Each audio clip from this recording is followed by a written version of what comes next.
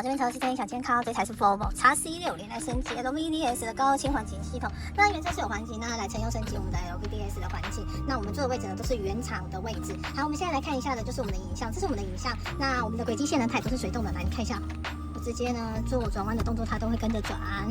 好，以及呢我们可以看一下不同的角度，这是后面的角度。那我们后面前后现在是看到是2D 的，那我们现在直接把它换成3D。3D 在这里呢，它可以看到像我们的视角呢，它就是3D 的角度，来我们看一下其他的部分都可以看得很清楚。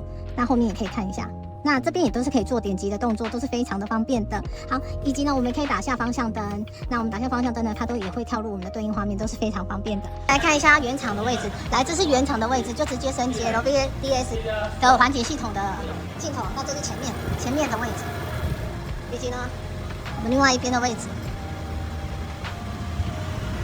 还有我们后面镜头的位置。那升级都非常完整，有需要的车主欢迎看全文。